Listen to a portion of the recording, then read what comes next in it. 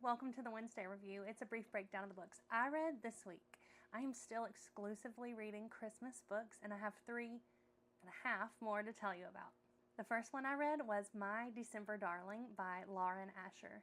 Catalina is a travel nurse who thrives on the freedom of getting to move from place to place, doing the job that she loves. When she has to be back in her hometown for more than just a few days because she's the maid of honor in her sister's wedding, she is ready to book her next job ASAP.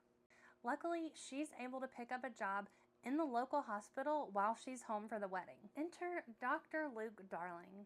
He is the groom's best friend, best man, and he is determined to break through Catalina's carefully constructed self-protection walls. They have to work together professionally and in an effort to make sure that this wedding is a success. The second book I read was Highland Heart's Holiday Bookshop by Tricia O'Malley.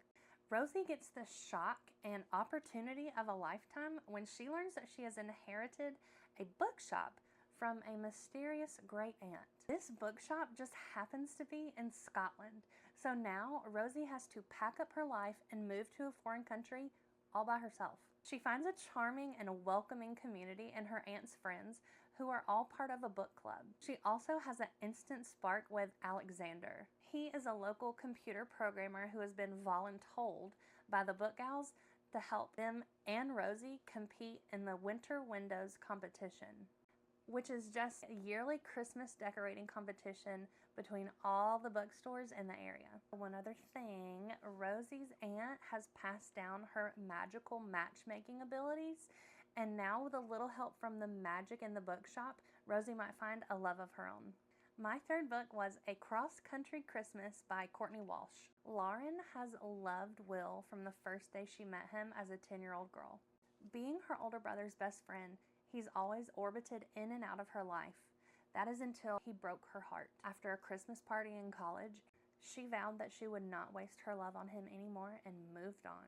Years later, after being a successful set designer in LA, she needs a ride home to Illinois to be there for the birth of her first niece.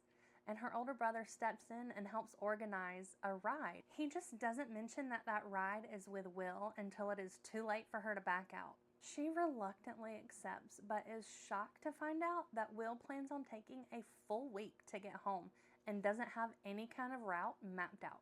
On their adventure home, she begins to realize that Will is not the boy who broke her heart all those years ago, and that she most definitely still has feelings for him. The last book that I am still currently reading is The Most Wonderful Crime of the Year by Allie Carter. To call Ethan and Maggie professional enemies would be an understatement. They are both successful writers and have piqued the interest of a mysterious, super rich superfan who wants to fly them to England to spend the Christmas holidays with them. As it turns out, this mysterious superfan is Maggie's favorite author and one of the most prolific writers in their genre. That is about where I've made it in the book. I don't know if there's going to be an actual crime. I don't know if this writer is retiring and looking for a replacement, but I know that this book is in the running to be the Sunday best. I am so excited to have another week of holiday reading before Christmas gets here. So if you have any good Christmas book recommendations, please let me know so I can add them to my TBR too.